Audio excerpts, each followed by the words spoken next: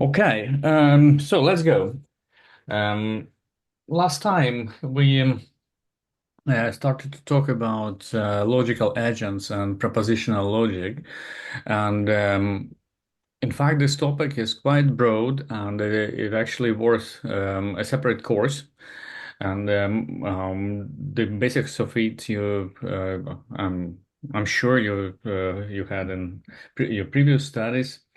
Nevertheless, it is important within the context of this course to be reminded on the main aspects of logical reasoning and propositional logic.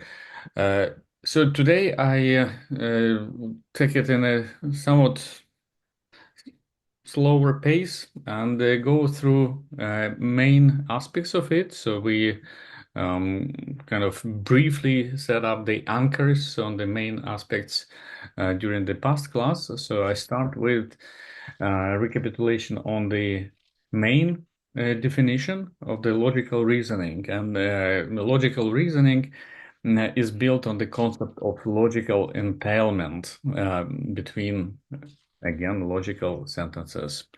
Uh, Please be sure that your microphones are muted because I hear some background sounds. Yes, I think this is essential to be on the same page regarding the definition of entailment. So let us go through it slowly. Um, as so, what is entailment? It is agreement basically between um, one sentence on the one hand and another or support of one sentence by um, uh, another sentence. And in the case of logical reasoning, so we have a knowledge base. So let us see. So logical reasoning.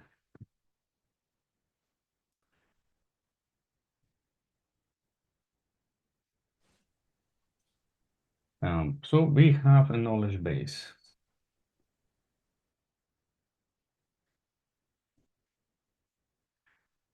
which contains proven rules or known rules.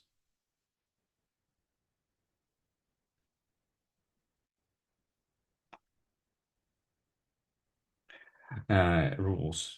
Sometimes you can. Some of them are axioms, so they are known to be true beforehand. So one important um, clarification here. So how a knowledge base is referred to a real world phenomena that we are trying to model.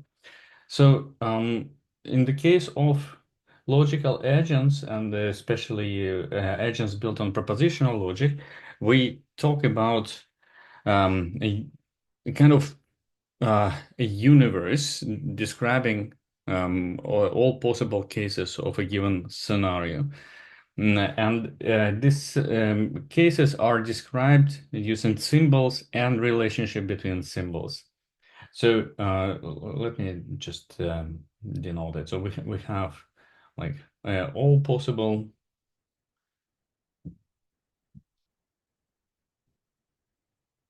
assignments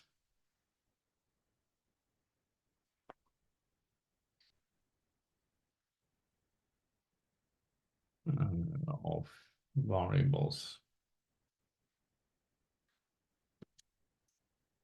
And what do I mean by here? So if we look at our example, oops, sorry, not that one.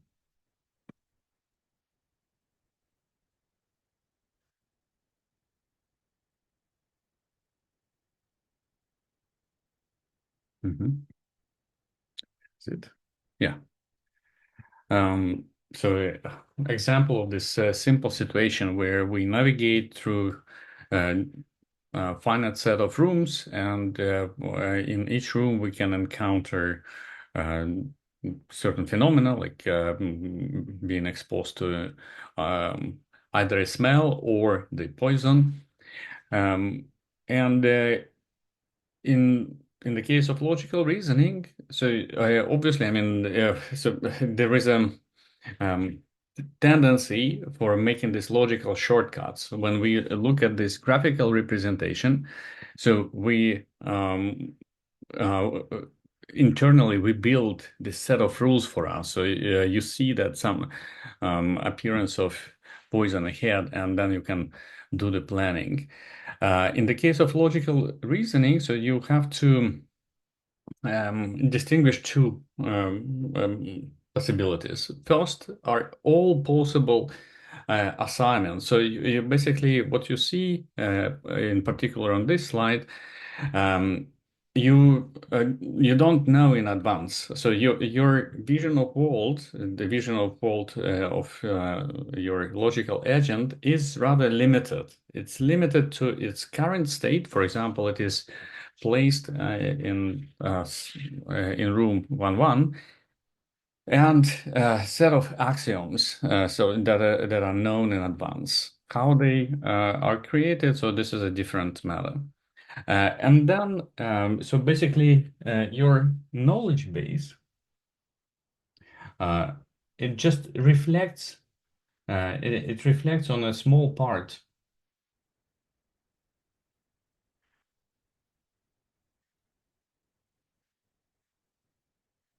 small part of all possible situations.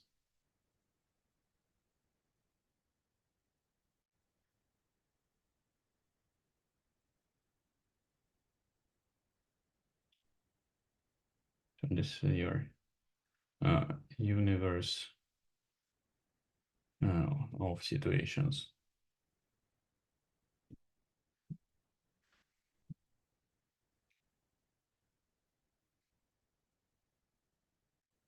And all decisions that you make in this world, they must be supported by the current state of your knowledge, the current state of your knowledge base.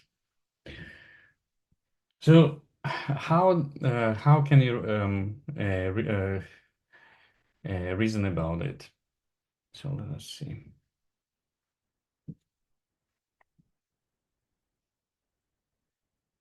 So we last time we also talked about model checking approach to definition or verification of entailment.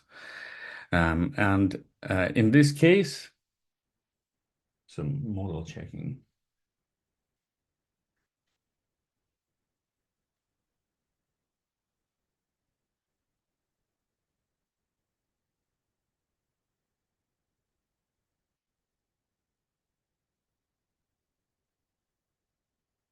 Entailment verification.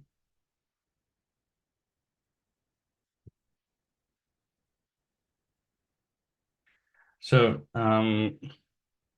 in this case, on the one hand, you enumerate all possible um, instantiation of your world. So not necessarily that you encounter all of them, but that's what is going on. So for example, uh, let your universe is described by symbols. So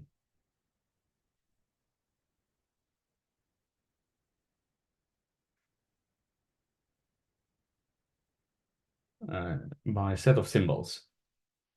So x1, x2, x3, xj, xn. So what are those symbols? So this is up to you to define, or up to agent to define. For example, this variable over here could be a bad smell.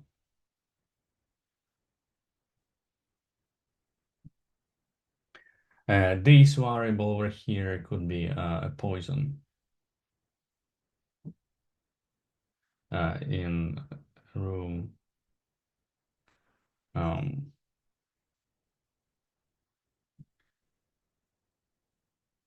K L.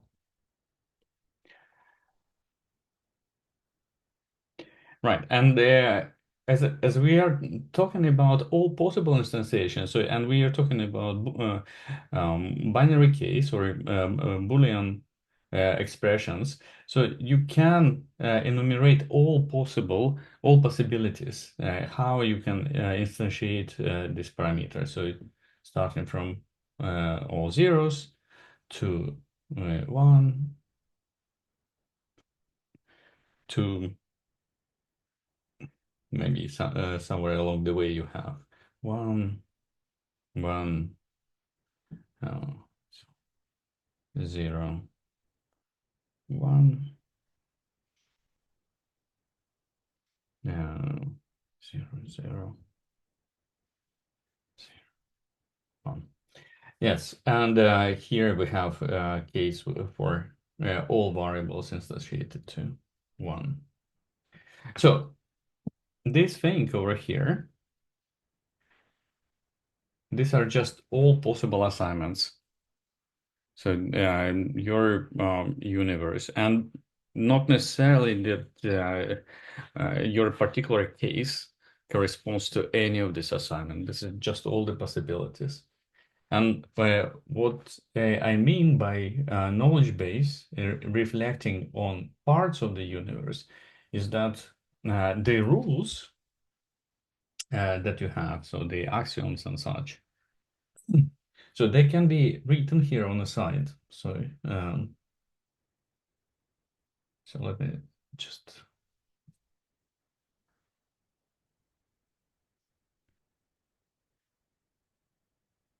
Hmm?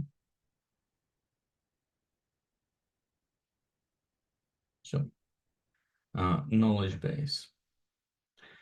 And here on the side, so I really draw kind of strict border.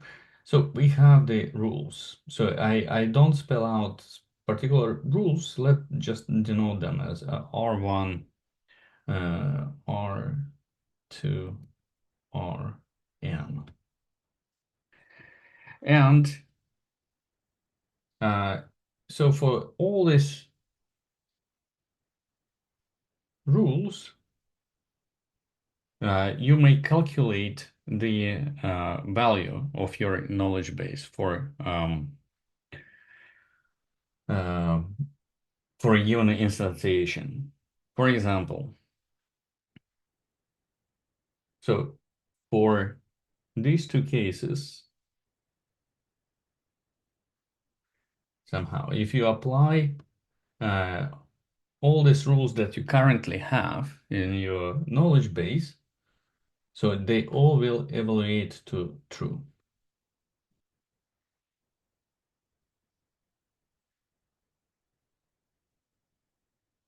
And for other instances, maybe to false. So now,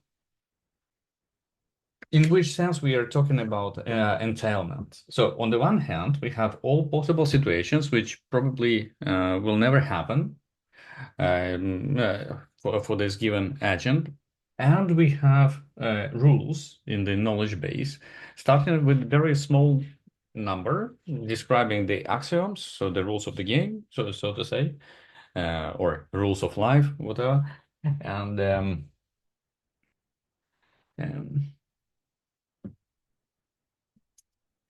yeah, and in specific instantiation of the variables. So, for example, that I don't feel a smell in the place where I'm currently in. And now, for example, you want to decide what to do in this world. So you want to go to the left or to the right or into a certain direction. And the important thing about logical agents that all the actions, they should be supported by the knowledge you have about the environment. So all actions of legend must be supported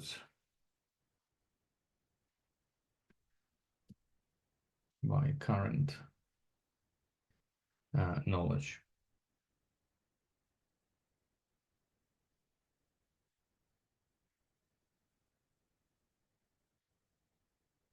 So, for example, if I want to, in our example with this world that I'm located now here in room 11, I don't feel a smell, so I have some set of rules, and I want to, I hypothesize that there is no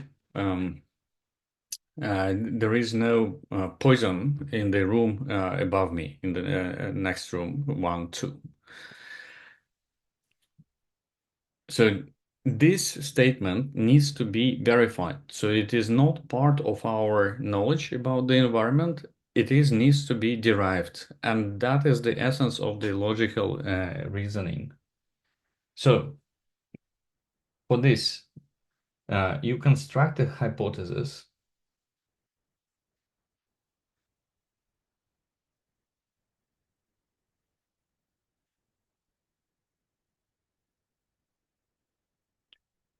For example, some xj equals false. So this is our xj. And let in our case, this variable describes that there is no poison in a given room, and this is your hypothesis.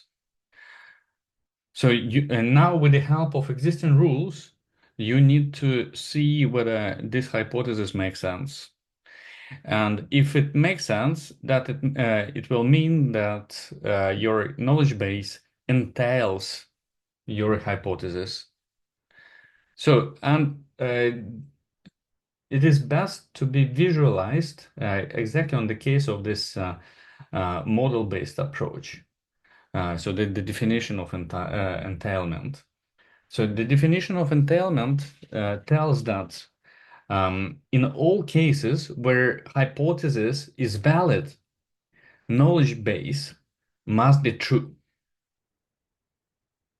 So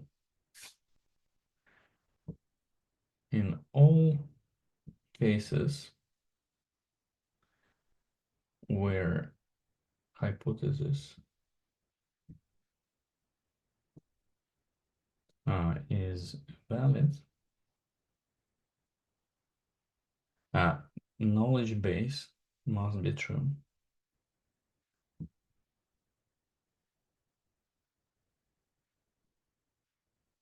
So, meaning that in the case of enumerating all possible instantiations of our universe of situations, so you need to locate all cases where your hypothesis is valid. So, in our case, for example, it is false.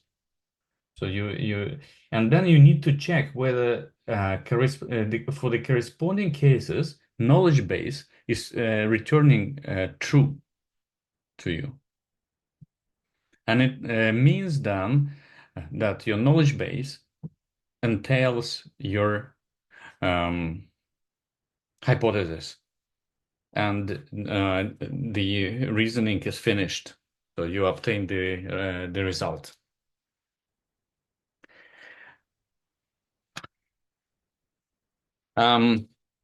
However,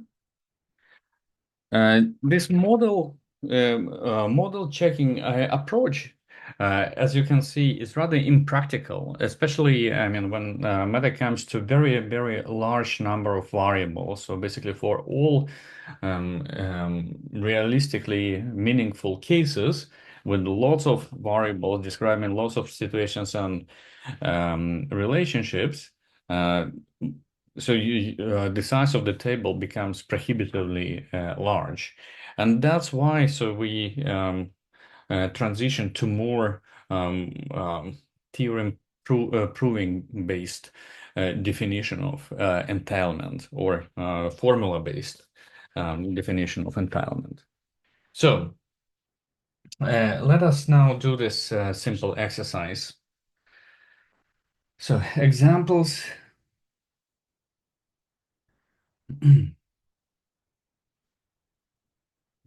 Two simple examples on entailment definition.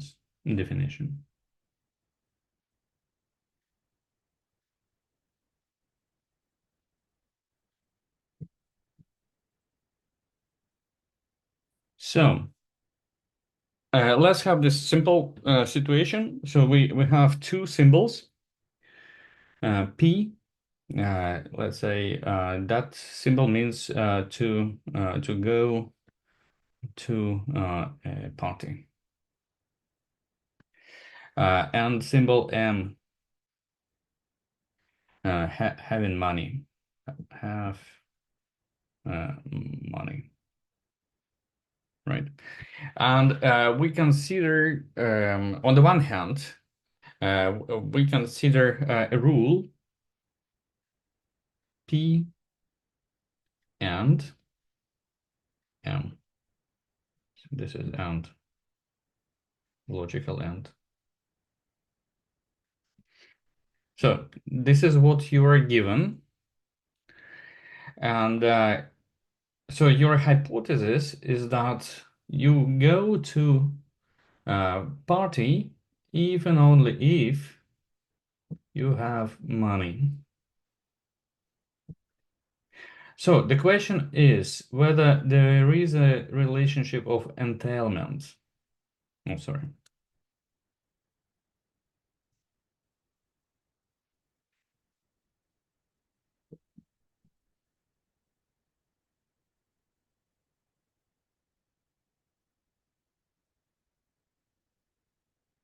So let us think about it. So I give you 3 minutes or 4 so that you can tell me whether the relationship of entailment is true here. Whether the statement on the left entails the statement on the right hand side. Can you please confirm that the task is clear?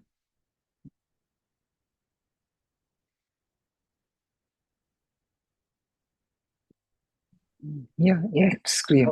Good, good. So 3 minutes, I keep silent, and then you can unmute yourself and suggest me a way how to approach this exercise, solving this exercise.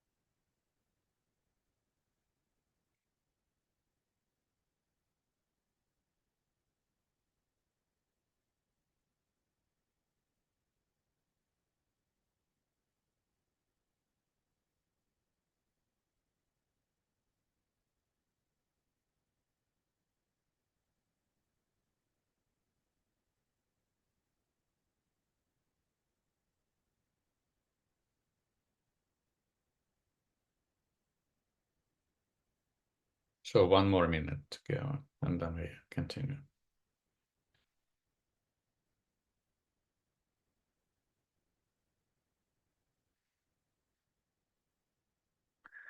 And by the way, so if you have ideas, so please raise your hand so that we do some smooth scheduling of replies.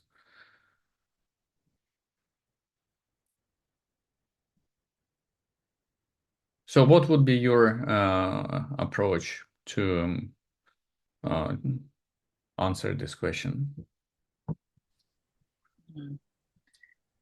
Here we can use the rules of inference, Uh, like biconditional elimination, modus ponens, like these rules that are already laid out, we can apply. Exactly. Yes, that's correct. So apply to what? To the Uh, right you hand. start your right hand side, yes. Yeah. So let me spell it out. So exactly. So at least you see some more complex uh, formula here. So this needs to be somehow shaped, massaged to convert to an appropriate form. So basically, CNF conjunctive normal form. So P even only if M. So very quickly. So you do it in the following way: PM and M implies P. Then so we do implication elimination. So that would be so the next step would be mm, not P or M and not M or P. So that's already good enough. So that's the form we are happy with. So how can we reason about again about this question? So the most straightforward approach is to, again, in this very simple case, is to write the truth table for the left hand side and the right hand side. So if we have so for the left hand side, so we have symbols P, M, and P and M. So and we have all these possible cases, right? And this is just end. So we have everything is zero except of the last case, right? And the same goes uh, for this equation. So you have P. So let me denote this formula as phi. So P, M, and phi. So here, what do we have? Can you help me out? So if we have 0, 0, 0, 1, 1, 0, 1, 1. So what would be phi here? 0, 0? No. 0, 0 will be 1. Uh, 0, 1 will be 0. And true for the last case. I hope here you're with me. So now uh, we come back to the original question, whether the sentence on the left hand side entails the sentence on the right hand side. And we return to its main definition. Entailment only happens when the second sentence, I mean, the second sentence on the right hand side is is supported by the left hand side. So it means that um, the model is true. So The model is true in the original in the left-hand side formula. So here we have the case. Uh, where the left-hand side is true, and we check whether for the same settings, so our proposition is our sentence on the right-hand side is true as well. So, and this is this case.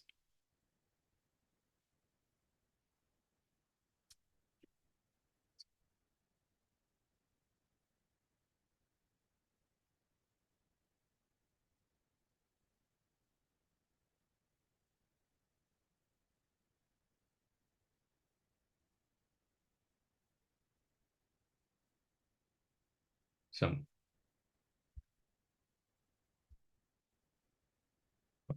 just zoom out. So back to our definition of entailment. So in all cases where our hypothesis is valid, the knowledge base must be true.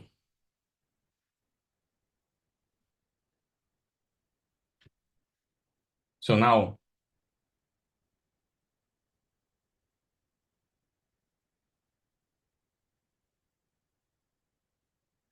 what can we say about this case?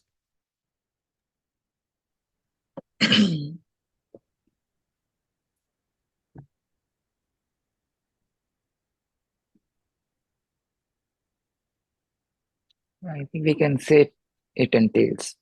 Entailment is the All right. And what about if we swap now the left-hand side and the right-hand side?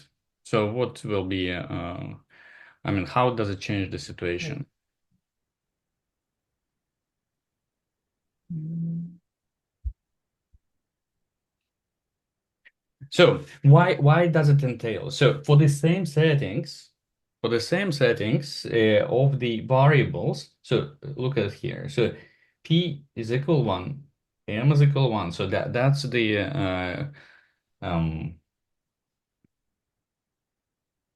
that is the your knowledge base. And here we have the same situation. So in both cases we have true. So what about the opposite?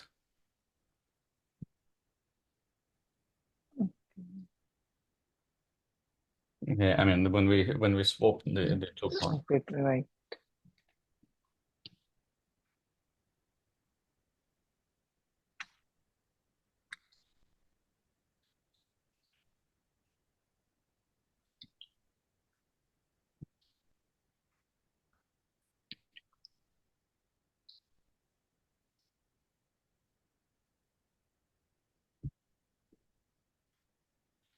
I think you need to basically. So I want to hear some answer from you. I think this is very important. So the first case versus uh, the second case where you have P,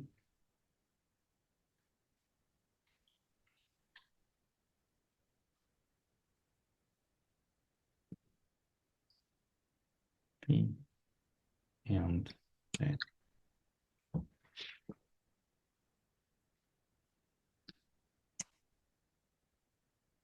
So in one case, entailment holds. In another one, entailment doesn't hold.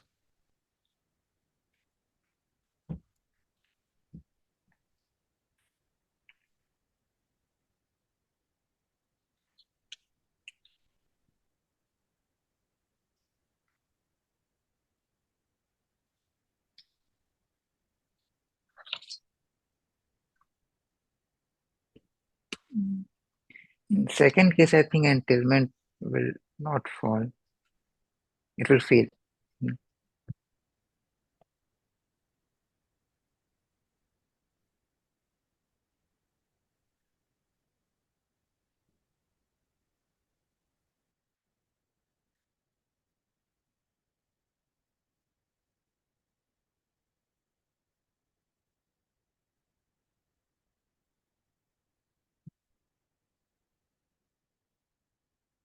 Any other ideas, by the way? So you're more than one. So let me see the chart.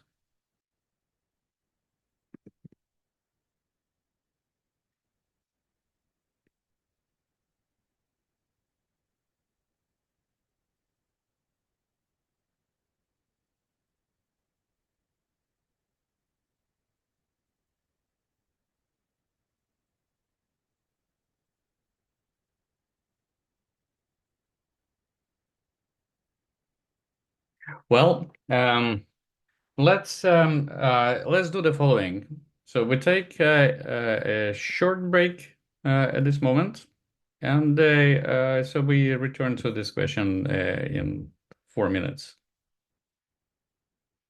Okay.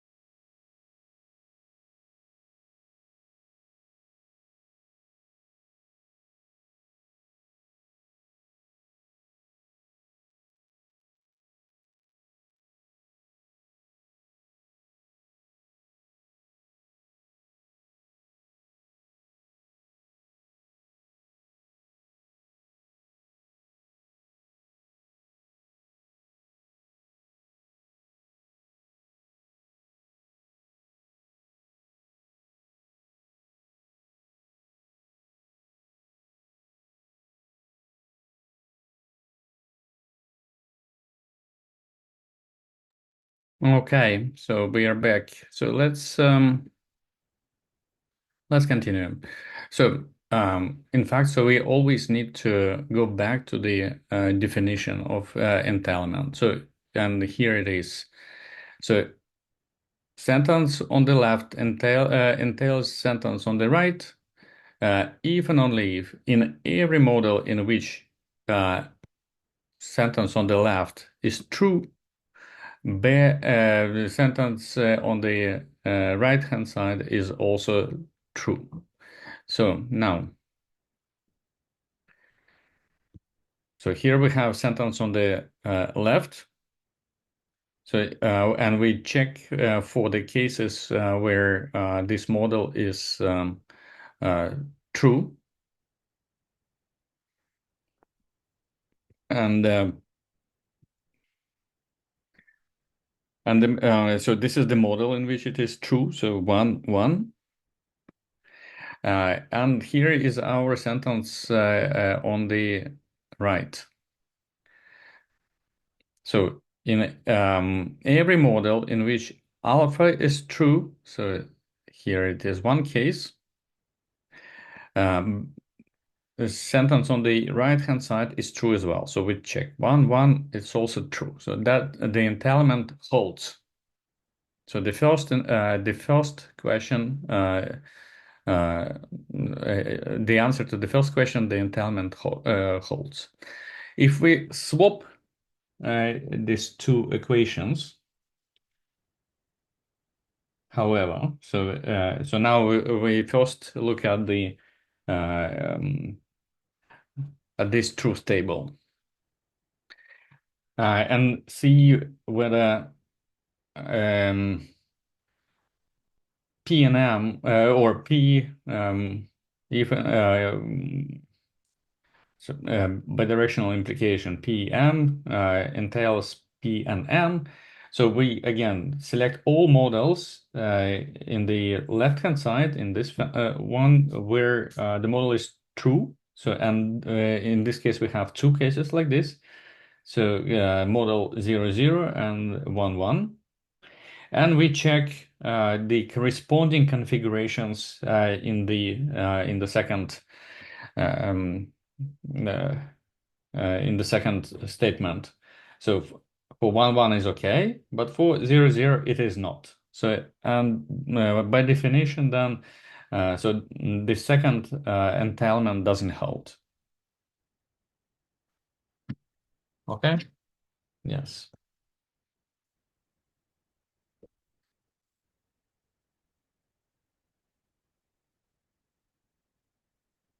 So let's continue then. We will do this reasoning based on well, simplification and modifications of Boolean formula. And this is called theorem proving. So in theorem proving, uh, so no, our knowledge base is Boolean formula.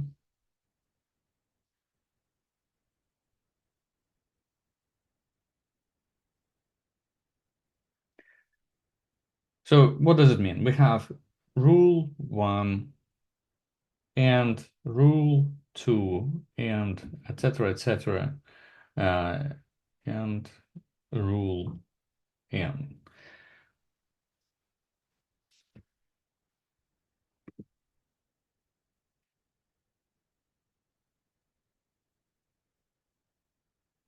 And then we have a hypothesis. Our hypothesis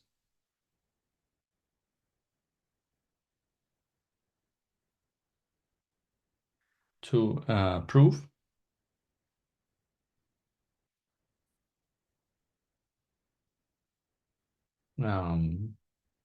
H. So again, expressed as a Boolean formula. The approach taken here is approved by contradiction. So you assume that your hypothesis is false, and construct the following formula. So your KB and not H. And the idea with theorem proving is to, for the logical inference, can be formulated as whether we can do something or instantiate this formula over here with variables, with concrete values of variables, such that um, this formula is supported, or in other words, is satisfied.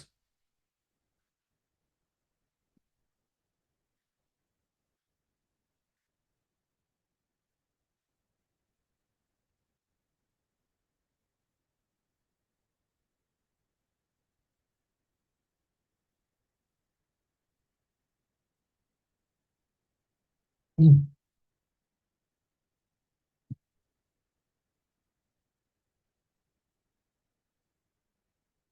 And basically, in this formulation, so we come to the formal definition of a so-called satisfiability problem, a problem of determining where if there is an interpretation of this formula over here, um, that um, that evaluates this equation to true.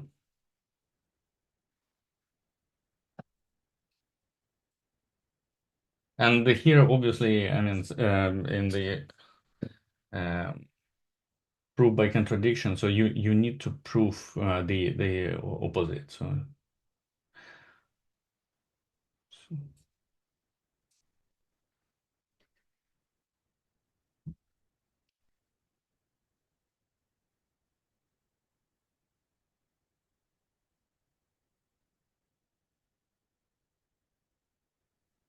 Yes.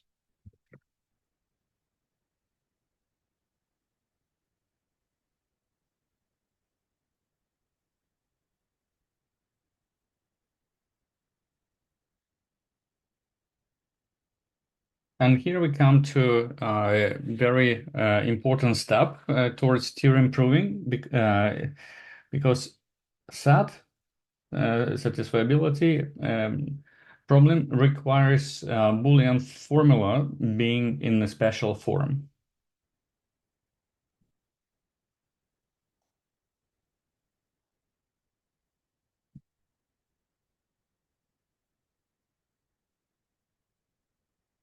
In a conjunctive normal form. So, and conjunctive normal form is a conjunction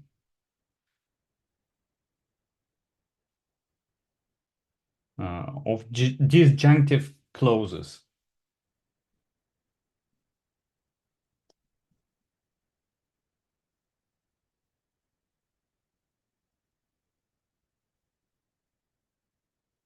So again, in our variables, for example, so we have variables x1 through xn, so, and the formula looks like this: x2 xi not, and so this is a disjunction or and a conjunction.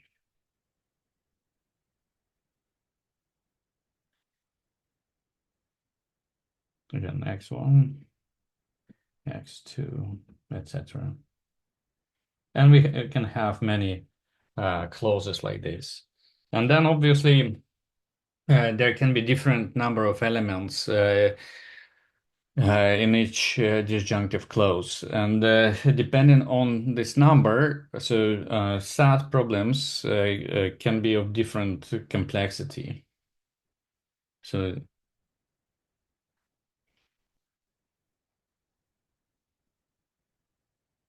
number of clauses um,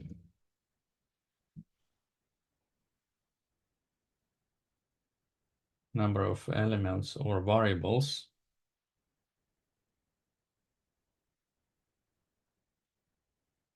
in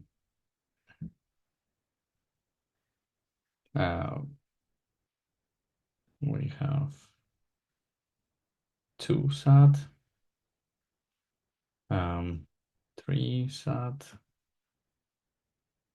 k sat. So 2 sat when you have only two variables in each clause, x1, x3, for example, and x5, x6. So this is 2 sat, and etc. etc.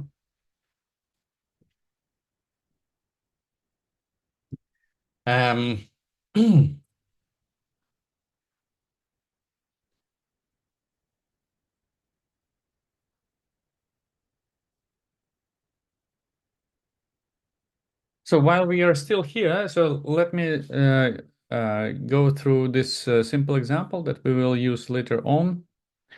So let me see, where is it? Yeah. So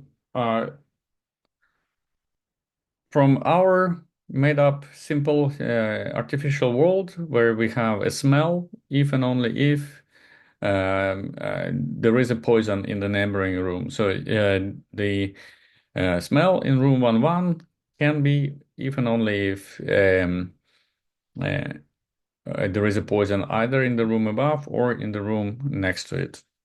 So when we transform this um, sentence into conjunctive normal form.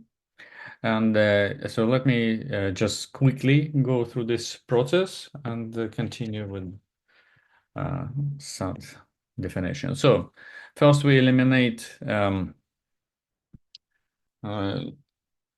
implication. So replacing it with this equation that we did before. And then we eliminate implication by this formula over here.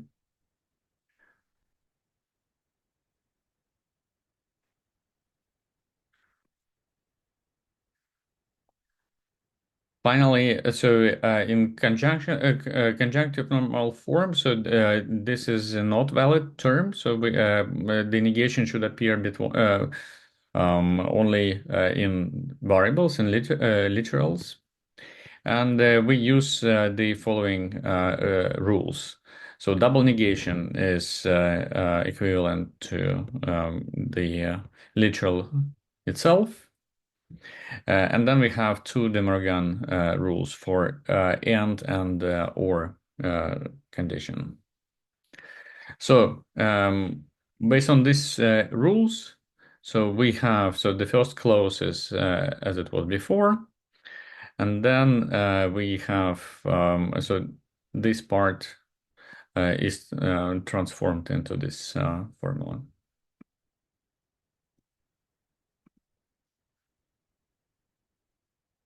Oh, sorry.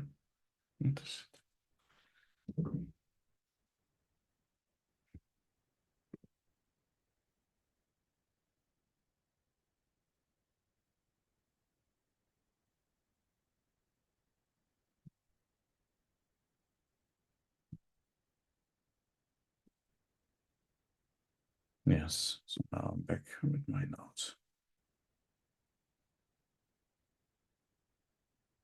So finally,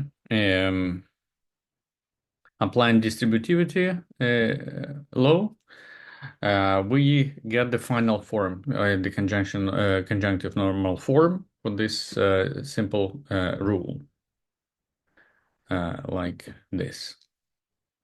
So now, what do we do with it? As I said, so we want to check whether a particular hypothesis is satisfied by these and other rules um, from your knowledge base. And before we formulated theorem proving as a satisfiability problem, or a SAT for short. So let us talk now about SAT problems in general, and different approaches on how to solve them. So SAT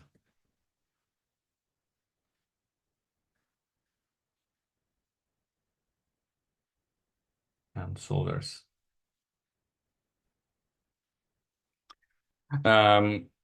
At the end of last class, so there was a question in the audience, and I want to kind of come back to it, so because it wasn't heard on Zoom. Whether the question was about NP completeness of SAT problems, and it is proven. So here, in particular, the statement was that SAT is proven to be NP complete. So what does it mean? So it means that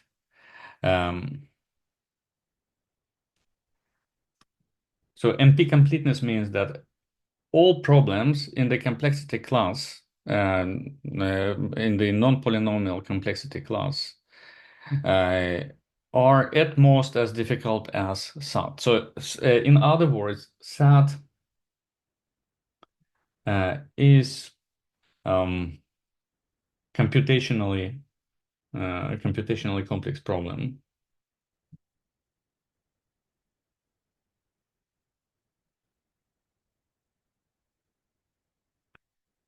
So it's a kind of well, think of it as a um, etalon of complex problems that for which there is no there is no algorithm that efficiently solve it.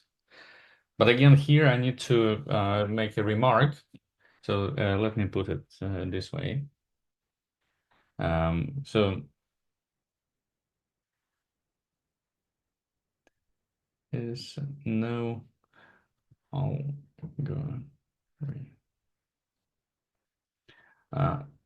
that solves k sat, so and k larger than 3 in a polynomial time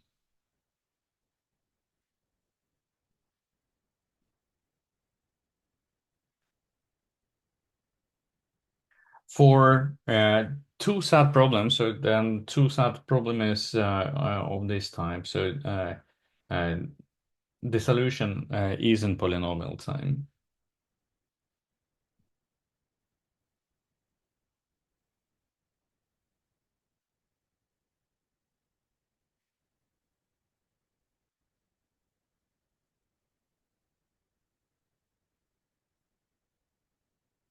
But as you remember, or if you call to previous knowledge of algorithmic complexity, uh, non-polynomial problems, I mean, it doesn't mean that they do not have acceptable real-world solutions.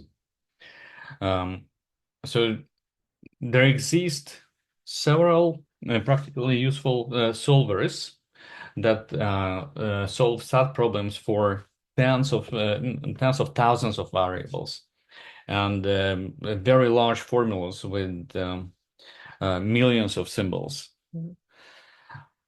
And this covers most of the practically meaningful cases. Yeah, yes.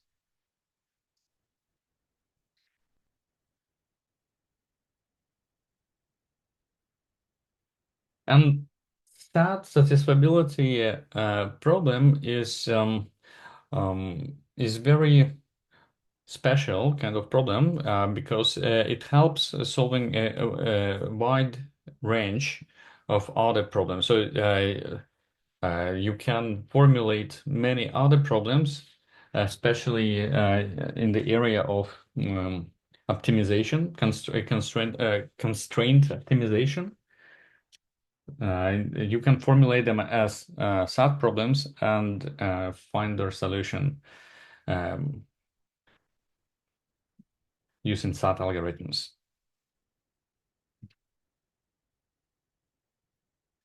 So,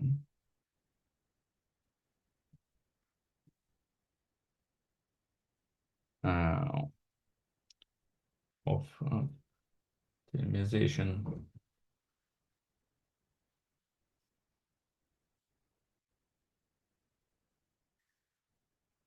with constraints.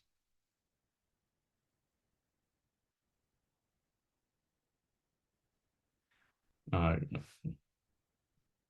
can be converted to SAT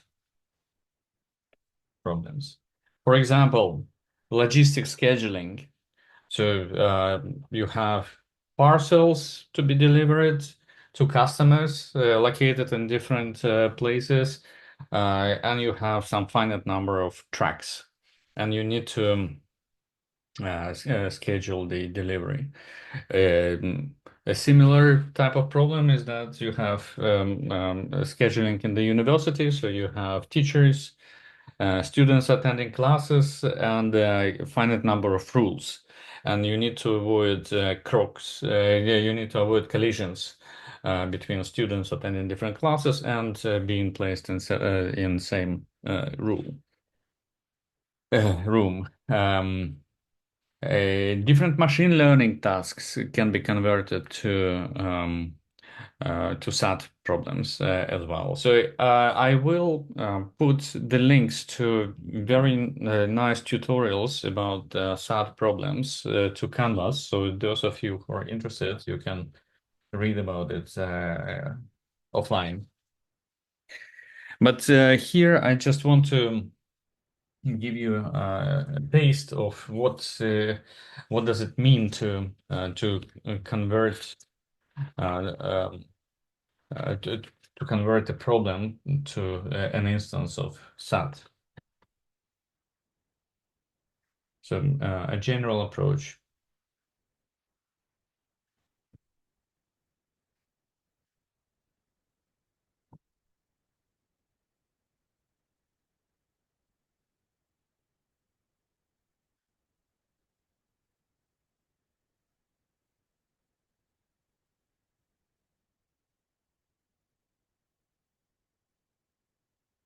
SAT. Well, it actually has well 3 steps. So you define binary variables which reflect no some relationship between real world quantities.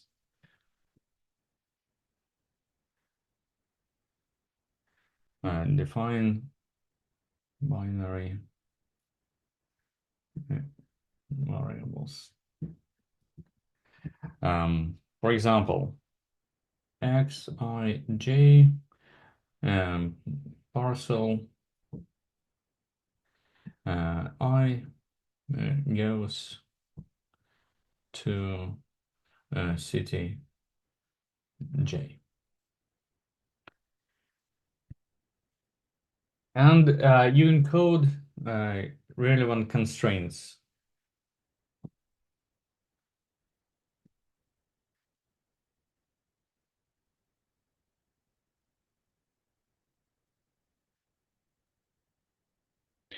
For example, again, no track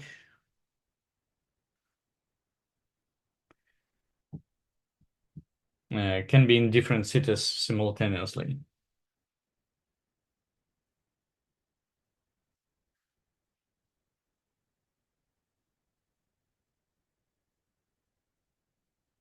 At the same time.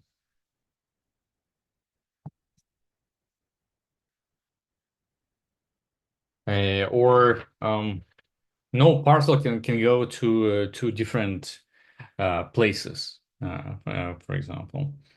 And then you basically converge to abstract problem of graph coloring.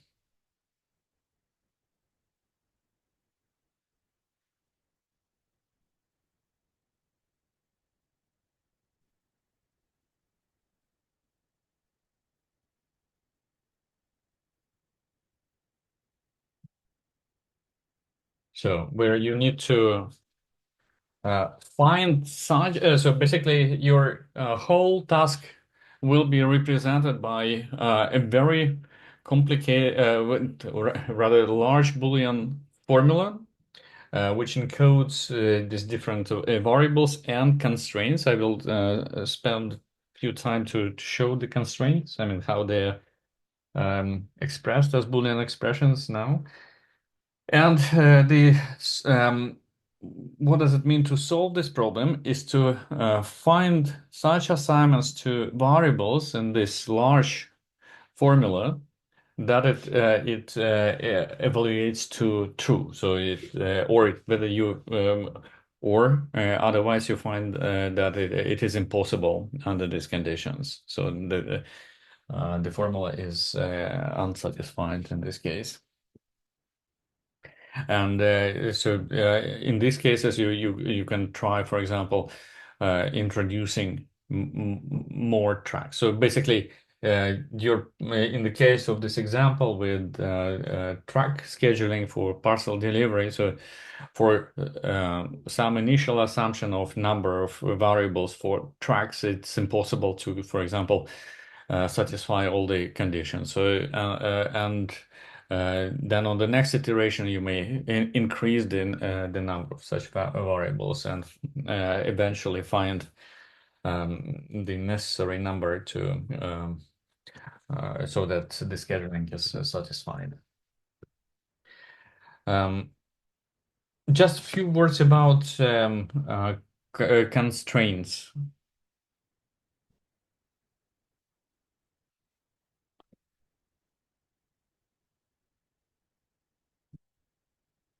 So example of constraints.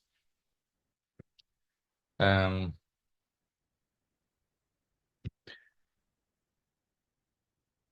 for example, at least, so if you have variables, so for variables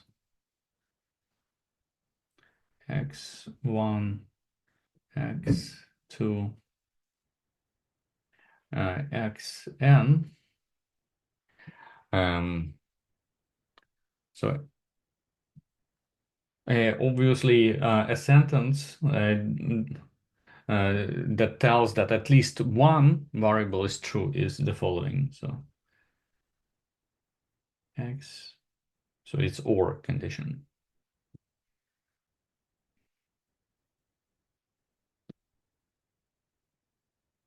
Xn, so at least one is true. So you can, for example, express a derivative from this condition that only one variable of the set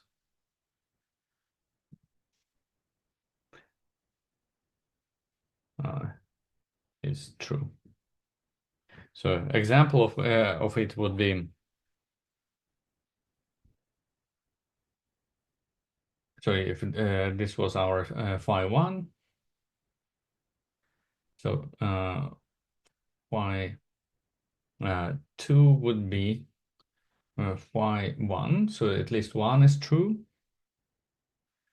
and then you have this negations for all pairs. For all pairwise combinations. So not x 1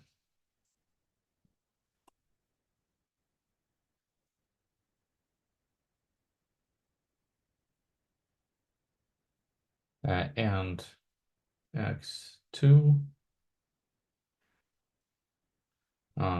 and not x1 x n. So that's an example of constraint. So in the same fashion, you can define constraint. I will not spell it out. So that was number one. So you can say that so, at least k is true, or less than k is true, or exactly k variable is true. So you can at least k relationship less than k exactly k. Okay, so you can define it as a Boolean expression. Also, another example, so you can define a relation same. So two variables are same. So and this is easy. So same is so if you have x1 and x2 and xn,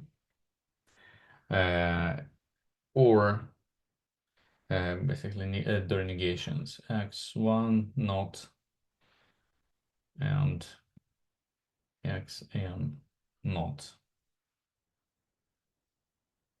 So in this way, you can encode the constraints of your problem and add it to SAT formulation.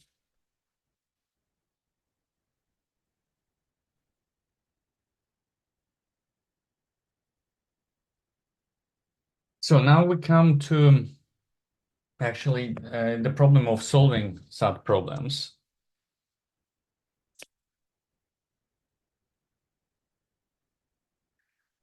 Solving SAT.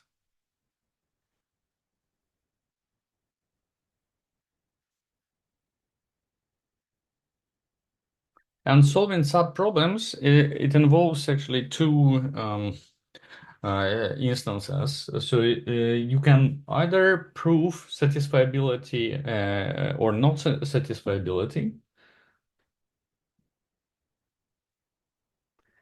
SAT or not SAT.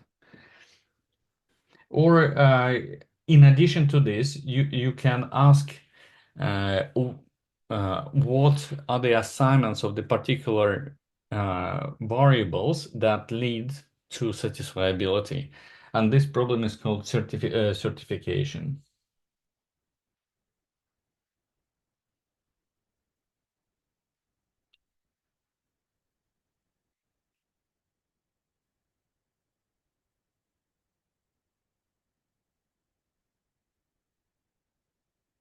of true, false values to variables.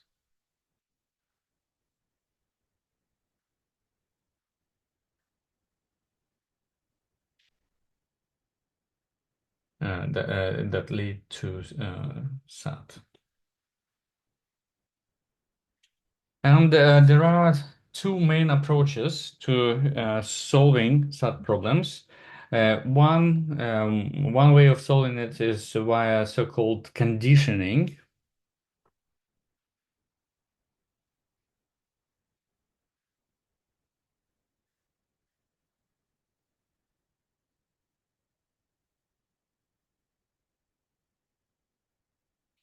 And another way is solving SAT problems by resolution.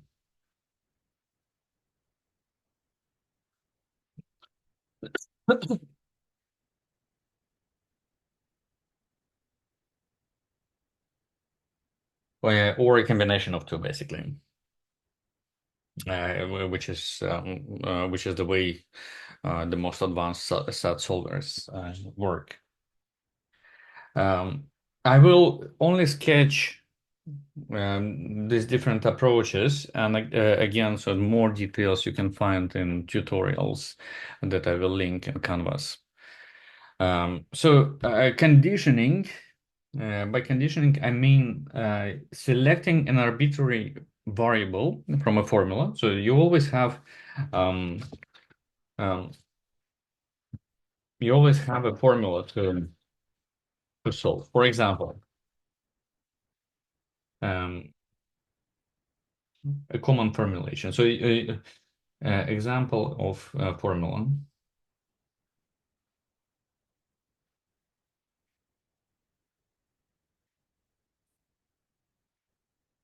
So you have your phi, which is so x1 and not x2, and x not x4, not and it's or these are the closest, and x1, x3, and x5, and so let me just finish this x2,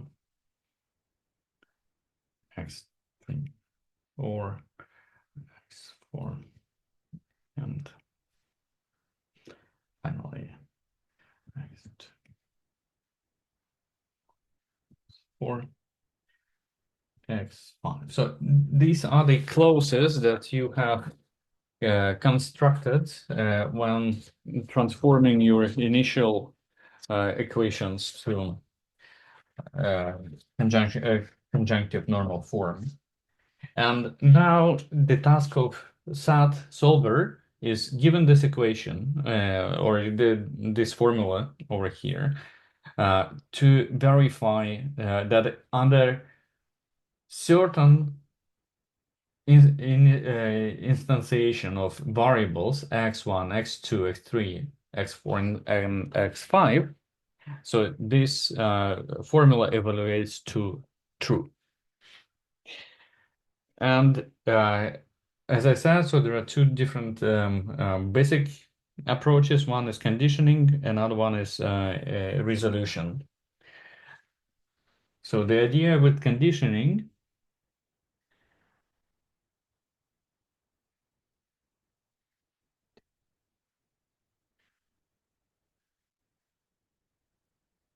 is that you arbitrarily select a variable, variable xi, and uh, initialize it to concrete value. Set to concrete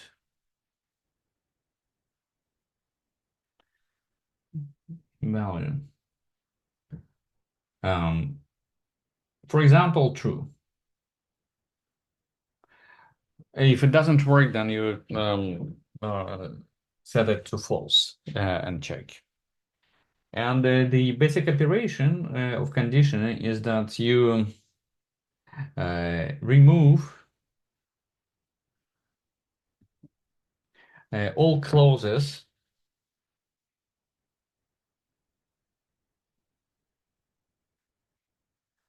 with xi,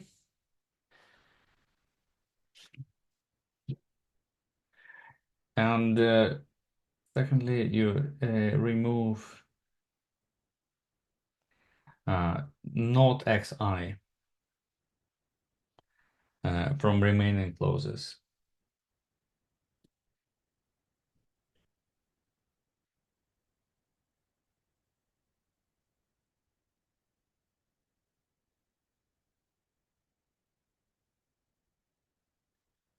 Okay. So the resolution, well, the basic operation of resolution, uh, which is behind another approach of solving SATs.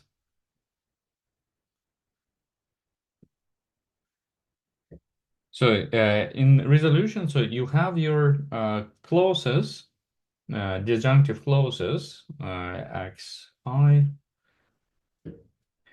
and then x, and then some other variables, or xi, maybe not xi.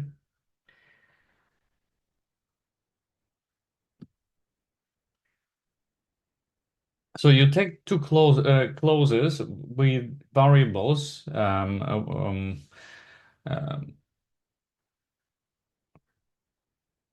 and its negation and produce a new clause without this variable. So new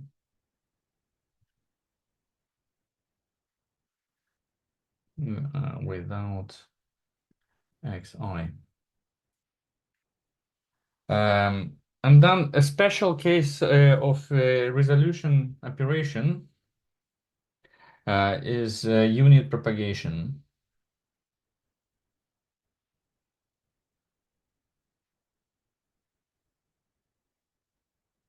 So it is when you have a clause, so with some variable,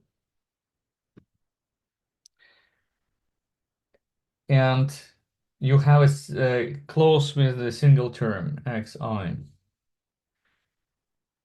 Um, well, it's a, unit propagation and unit resolution. So you basically um, do resolution of this single variable clause, removing all the all the negated terms.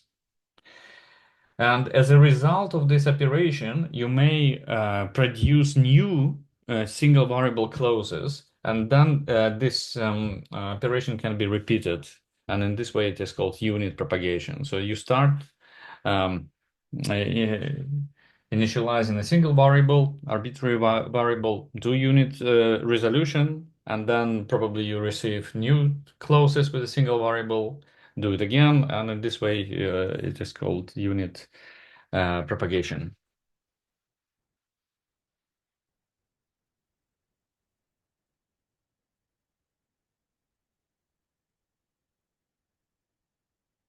So some instances of SAT solvers. So the easiest one is to demonstrate is algorithm for solving two SAT problem.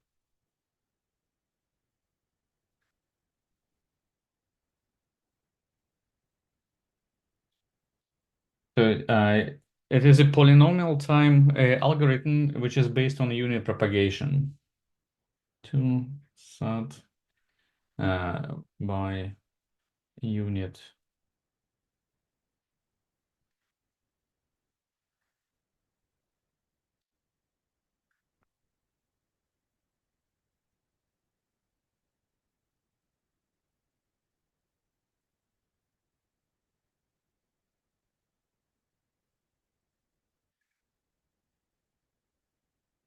So in this case, so you have, for example, your formula in this form, x1 and uh, x2,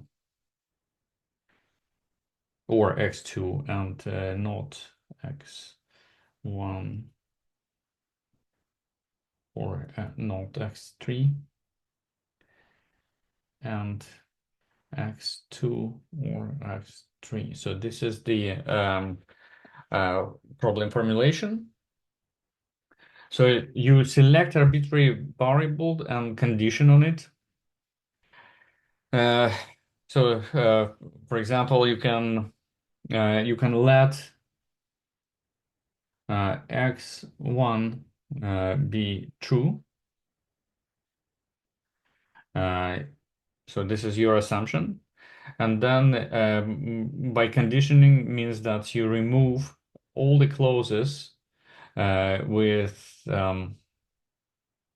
x1 because it is true, true or whatever is true, and you remove not x1 from the clauses where it appears. So after that, this your phi becomes not x3 and x2 or x3. And finally, so now you do a unit propagation for not x3, and so you arrive to the case where your phi is x2, which is true. For larger k-sat problems, for k-sat with k larger than 3 or equal than 3. So you have different other approaches. And one of the approaches is, again, so it is based on resolution. So I probably will leave it out of detailed consideration. And finally, so there is a large class of tree search based product algorithms in which you build a tree for a given formula for the number of variables you have. You build a tree of all possible instantiation of each variable. So it's a binary tree. And then you evaluate clauses for each of the combinations of variables set to true or false. And in this case, as you can imagine, so this is quite complex algorithm. So you need to do a kind of extensive search on the tree. So the modifications, more efficient modifications, use the combination of conditioning and unit resolution. So, like for example, Davis-Putnam algorithm. So they condition variables, and while constructing a tree, so they also simplify the formula by resolution. And in this case, so the tree becomes smaller compared to the full binary trees. Yes, so we have 1 minute to go, and then I want to finish this class with the following. So in our case, so this long story short would be to prove that a certain hypothesis, and for example, that there is no poison in a particular room, should be verified against the rules in the knowledge base. So, in summary, so the knowledge base is constructed as in or transformed into conjunctive normal form. And we do hypothesis testing by proof of contradiction, and uh, and this we do by resolution. So we arrive at this point. We arrive to SAT formulation. So we want to test the satisfiability of the problem. And so in this very simple example, so what you can do yourself offline. So you can verify starting from this slide 72 to basically here. That in this case you arrive at a contradiction. So your approach was to show that there is a poison in the room above, in room 1-2, and you arrive to contradiction. So, and this is the knowledge base entailed solution, and then now you can formally be sure that there is no poison and you are safe to go. All right, so let's see if you have any questions. So please unmute yourself and ask. Let me I see the chat as well. Well, if not, then next time I will present a summary of propositional logic and we go into fuzzy logic topic. All right. Thanks for today.